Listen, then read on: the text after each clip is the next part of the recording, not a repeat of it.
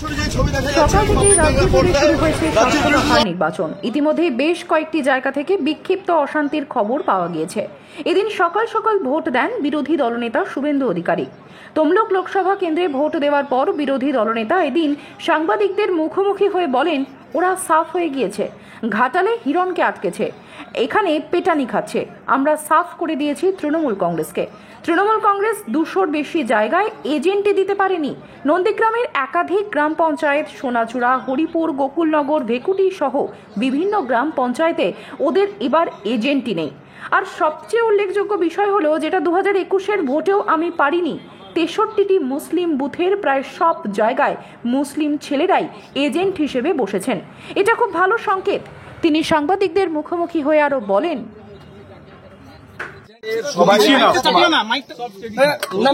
ভারতবর্ষে এটাই আলটিমেটলি লাইনে দাঁড়িয়ে ভোটাধিকার প্রয়োগ করতে হয়, এবং সেটা আমি আমার ভোট কাস্ট করলাম নরেন্দ্র মোদীজির পক্ষে, বিকশিত ভারতের পক্ষে, শক্তিশালী ভারতের পক্ষে। এবং নরেন্দ্র মোদীজি যাকে এখানে প্রার্থী করেছেন, যিনি অনেক চোরকে জেলে ঢুকিয়েছেন, জাস্টিস অভিজিৎ গাঙ্গুলি, তাকেই আমি আমার ভোট কাস্ট করেছি। এটাতে কোনো লুকানো দ্বিধাদ্বন্দ্ব নেই, আমি 200 মিটার বাইরে বলছি।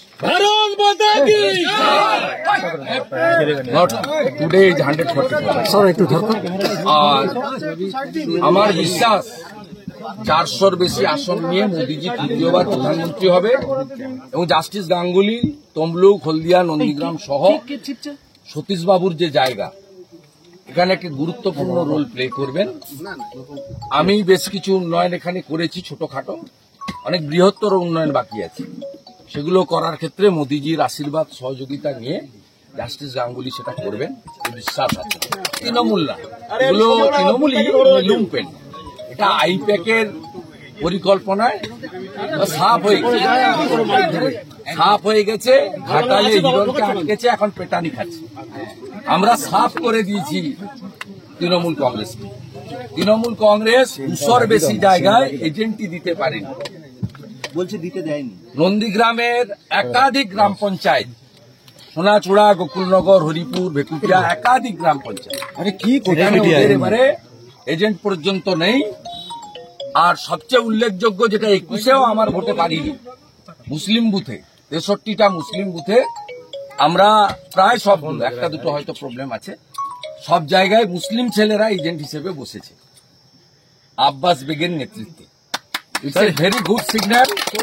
এবং আমরা নন্দীগ্রাম থেকে অভিজিৎ বাবুকে অনেক বেশি ভোটে মার্জিন দিতে পারবো। 2 নম্বর ব্লকে 18-20 হাজার লিড হবে।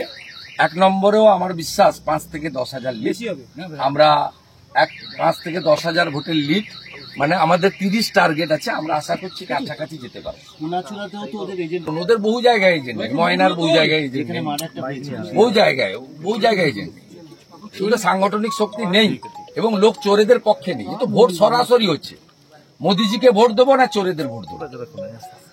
চোরেদের এনার্জি ভাইপো ব্যানার্জি, চোরেদের পক্ষে কোনো লোক যেতে পারে না, হয়ে গেছে। তো ওদের বোম ফাটানো কাজ করেছে। 4 তারিখে সন্ধ্যার পরে আমরা বোম ফাটাবো, মানে আনন্দে বোম ফাটাবো। দাদা, ভেকুটিয়া 29 নম্বর বুথে বিজেপি এজেন্ট বের করে দিয়েছে 65 ডেসিবেলের নিচে এবং বিধিসম্মত। দলিত ছেলে মৃত্যুর সঙ্গে পাঞ্জা লড়ছে, তার মাকে খুন করেছে। এদের জেলে যাওয়ার ইচ্ছা হয়েছে। দেবব্রত মাইতির কেসে 18 মাস জেল খাটার পরেও লাজ লজ্জা কিচ্ছু নেই। আবার একজন সনাতনী হিন্দুকে, তফসিলি পরিবারের বৃদ্ধাকে খুন করেছে। এই কেসটা তো সিবিআই হওয়ার জন্য রথিবালা আড়ির কন্যাকে আমরা কোর্টে নিয়ে যাব ভ্যাকেশন শেষ হলেই, এবং এদের জেলে থাকার ইচ্ছা হয়েছে। শেখ সাউদ্দিন, হাবিবুর রহমানরা জেল খাটার পরেও, বাইতুল মিয়া জেল খাটার পরেও এখন জেলে থাকার ইচ্ছা হয়েছে আল রাজিদের, শামসুলদের। মেশিনের শেষ, তৃণমূলের দফা রফা করে দিচ্ছে লোকের। আমি পদ্ম ফুলে টিপলাম, পদ্ম ফুল তো দেবে গেছে। 3 ঘন্টা হয়েছে, তাতে সব পদ্মে মারছে। ওদের বাইরে কোনো কথা নেই। ওদের ক্যাম্পে ওই যে 2-4টে লোক আছে চোখ মারছে আমাকে, ওই ঠিকাদারি করি চোখ মারছে, চুপচাপ ফোন দিয়ে। আমি লুম্পেন করে এর দশাও ঠিক হবে। আমিরুল খুনের মামলার আসামি, সেদিন মনসা বাজারে খুনের সঙ্গে আমিরুল যুক্ত। 25 জনের মধ্যে এফআইআর নেমে অ্যাকিউজ, জেলে যাবে, জেলে যাওয়ার ইচ্ছা হয়েছে জেলে যাবে, কনভিকশন হবে। ওকে